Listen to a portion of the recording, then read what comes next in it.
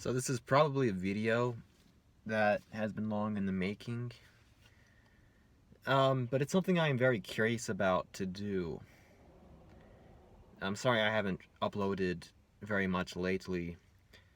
Truth is, I kind of, how to say it, let's just say I don't feel as comfortable now just doing my original purpose of coming back. Like, I can't be as unfiltered as I want now. Um, yeah. I mean, I'm sure some of you guys know it's like YouTube bans accounts and stuff. But yeah, here I am. I'm gonna talk about vintage music. So it was my birthday a few days ago. One of the things I wanted was a Nick Lucas album, from the 1920s. And when I opened it up, it was cracked. So it was my favorite song. Kiss and Make Up. Yeah, it was already cracked. So that money goes down the drain. Like, there's literally nothing I can do unless there's some kind of use for vinyl, like melting it down or whatever. But yeah, this disc is not usable. So yeah, that sucks.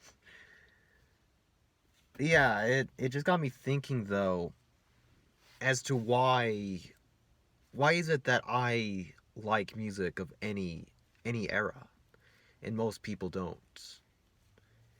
Um I guess it's just the truth is, I don't view it as vintage music. I don't listen to it because it's old, nor do I listen to it because I'm trying to fit into a different era. I just like it because I honestly think it's good. It's wholesome music,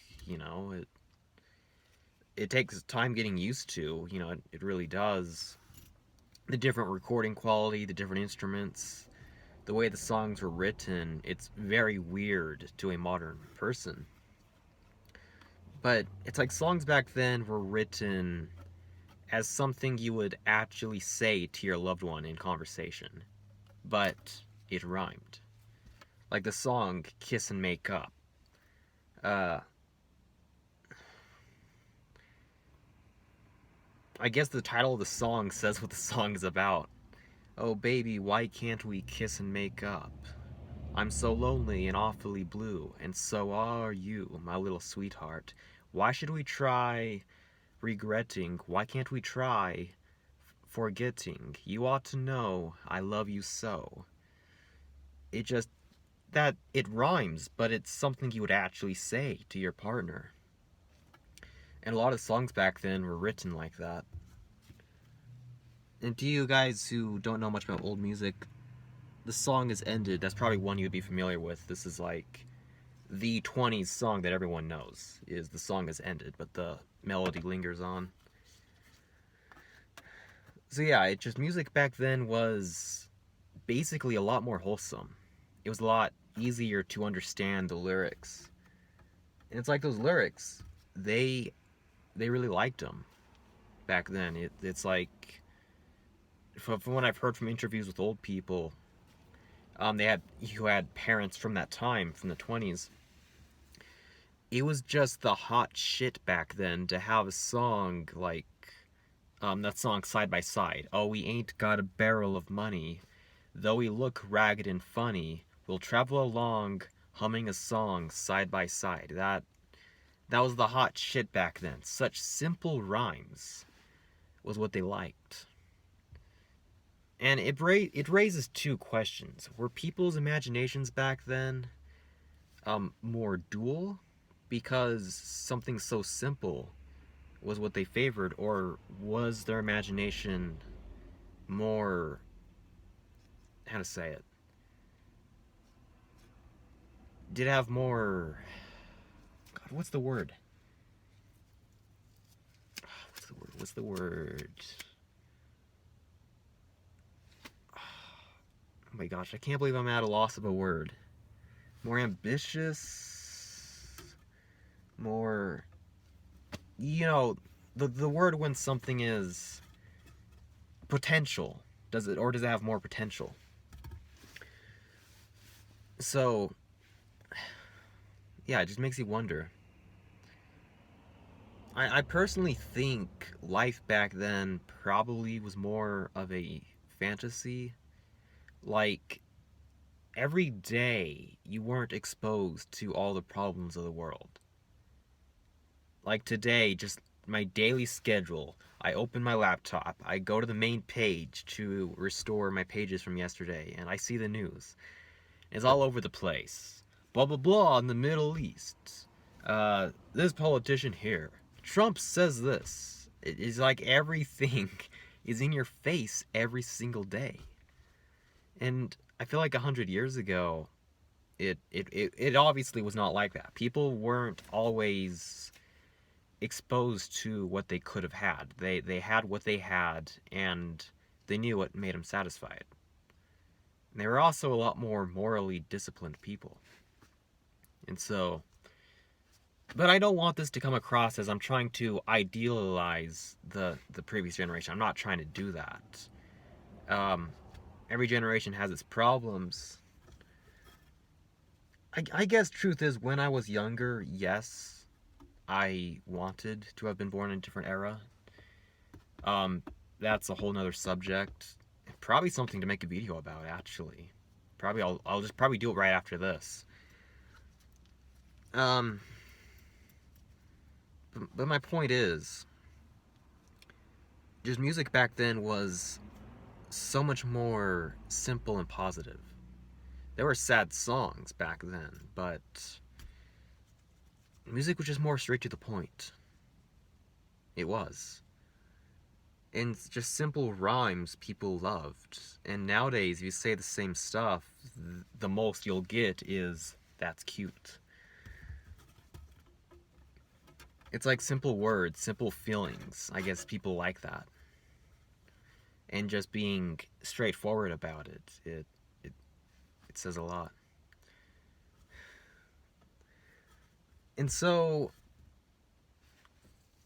I guess the thing is, I'm not trying to say all old songs were good. If you're a person that just listens to a few old songs and then says you love vintage music, no, you're not a true vintage music aficionado. You are a true vintage music aficionado if you would say that 60% of old songs truly suck. Then you're a true aficionado, because you realize 60 to 70% of any form of media, movies, books, songs, 60% of it is just products of its time. And isn't that good? You know, it's like every decade has had its gems. You know, it's truly wonderful movies, its songs, but 60% of it was just product of its time, just not really interesting. And the same can be said for today. Like 60 to 70% of the songs on the radio sound like the same song. It just not very good. So they play the hit songs, the songs that are really popular. And that's what they do. And so it's just all a tip of the iceberg is all it is. You listen to the best of a certain decade. And the problem is, people listen to the best of each specific decade, and then they compare it to the most average of today. And they say, yeah, see, the new stuff sucks. But truth is, there is no comparison.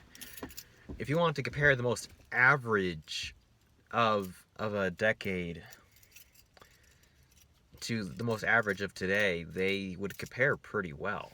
You know, the only thing you can compare at that point is, I guess, the time periods. That's all you could do at that point. So yeah, like 60 to 70% of any media from any generation is just products of its time. Like a lot of 80s music sounds the same. A lot of 90s music was forgettable. A lot of 70s music was just weird, along with the 60s. A lot of 50s music was fun to dance to, but that was the way it was back then. 40s music, I don't know. 30s music was pretty good though. I like a lot of the 30s.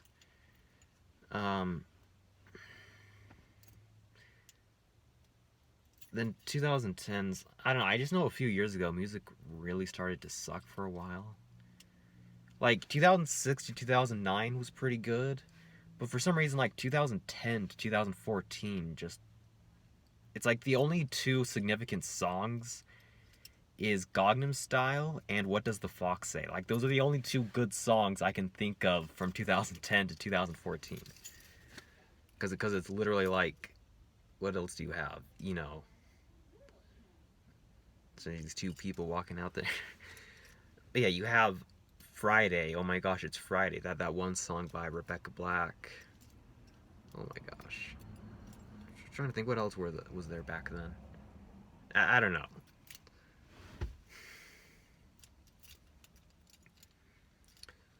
But yeah, I just listen to whatever is good. You know, I don't close my mind to just I only listen to the most recent or what I guess the thing is I listen to the radio, like in this car I don't have a stereo, so I have to listen to the radio. And I do put on the modern music station. I listen to some of it. Some of it's good. The most of it's kind of, you know, just whatever. Like, what are some recent songs I like? Um, there's a cover of "Can't Take My Eyes Off of You." There's a new cover of that. It's pretty good. Not as good as the original, but it's pretty good. I like Camila Cabello's stuff. I really like that stuff. Justin Bieber. Yeah, Justin Bieber. Mr. Bieber. Uh, what is that one song he does? Uh, something equity, you're an asset. What is that song called? But I like that one. Camila Cabello, Shawn Mendes, Circles. I really love that one. Oh my gosh. When I first listened to that one, I didn't think much of it, but once I turned the car on, the guitar intro started playing, and I'm like, oh man, this is pretty good. And then I'm like, oh wow. I just freaking love that song. Whenever it comes on, I just turn it up. Uh, I also like Ariana Grande, uh, Thank You Next. They don't play that as much anymore. For some reason, they don't play it as much anymore, but I really like that one. In fact, I think I've only heard it once. On the radio, I've only heard it once. But I really like that one.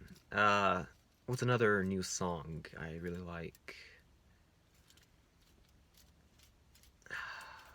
I'd have to think. Let's Go Out with a Bang. What was that song? I'm sure you guys would know. It's, yeah. It's something something. Let's go out with a bang. Here we go. Yeah, I really like that one. Oh my gosh. The last month, I remember. I this is a V8 engine car. So I was just driving around the block to park my car somewhere else, and that was the song on the radio. Oh my gosh. So I rolled down the windows. I put the volume up. Okay, and I go up to this intersection, you know, I'm about to turn signal on. And then the chorus comes up, I speed up, and it's really fast, and oh my gosh. Oh my gosh. I can just feel the testosterone in my blood just surging up, you know, the speed, the adrenaline fueling song. And then I yelled out, God, thank you for giving me life. It was just such a good moment. I wish I could experience that again. So yeah, there's some recent stuff I like. And there's a lot of old stuff I like. Seriously, it sucks this record broke. Because I love this song. But it broke. Yeah. You know what? I'm actually in the mood to drive right now. Oh, I don't have my license on me. But yeah. Bikers driving by. I just listen to whatever is good, you know? So yeah, I just don't get why some people heavily restrict their music to either the most recent or whatever. Um, I don't know, I guess I'm open-minded enough to admit when something sucks. I guess is the thing. And yeah, I guess just being honest with yourself, just being like, yeah, I don't like this. You know, I prefer blah blah blah. Um, it's like, okay, Billie Eilish, she's pretty good. Um, but a lot of teenagers go on about her music being deep. There's nothing wrong with that. If that's deep music to you, it's deep music to you. But the thing that I have a problem with is people that say that, and then they comment negatively on Depeche Mode, my favorite band of all time. Like, okay, Billie Eilish sings a song about how she threw herself off of a bridge and no one cared. Okay, I guess that's a personal thing to sing about. But Depeche Mode, oh my gosh, some of their songs, so much more emotional.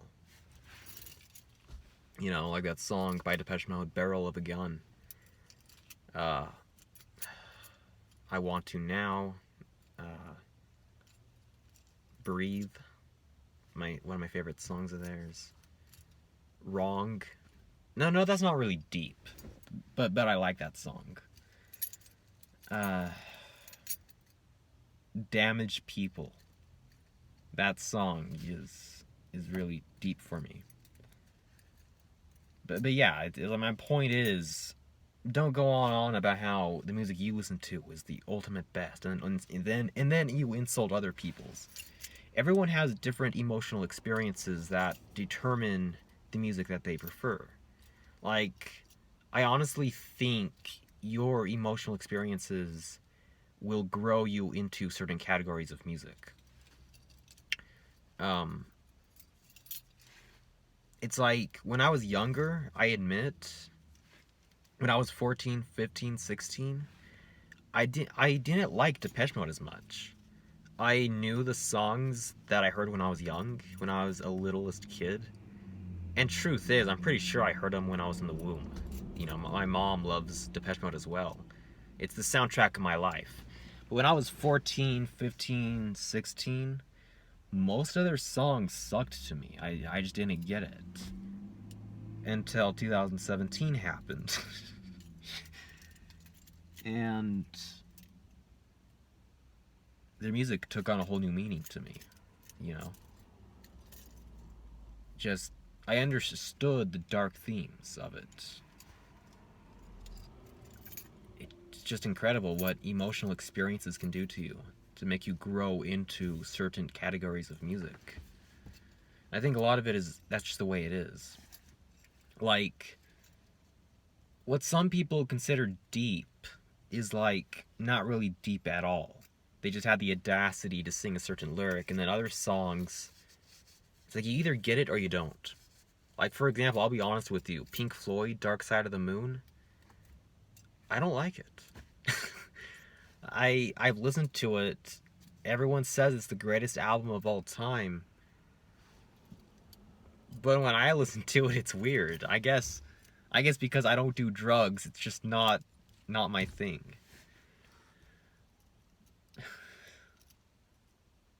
Okay, what's another album I can insult? Uh, Human League Dare sucks. No, I'm kidding. No, I'm kidding. I love Human League. I love that album Dare. It was so good that all their other albums don't compare. That was the problem. Dare was so good of an album. Like in the 80s, everywhere you went, you'd at least hear one song off of Dare. And in case any of you guys don't know, that famous song "Don't You Want Me, Baby," that's from Dare. You know, by Human League. Yeah, but in the 80s, you heard that album everywhere you went. It was an incredible album. But, you know, and I have some of their other albums by Human League, and it just doesn't compare. Nothing they've done since compares to Dare. Um, yeah. But yeah, Phil Oakey from Human League, by the way, he was basically the voice that started getting me to sing. Um, my deep bassline voice, I got it from listening to Human League. You know, when you're in love, you know you're in love, no matter what you try to do. Don't tell yourself you've seen it before.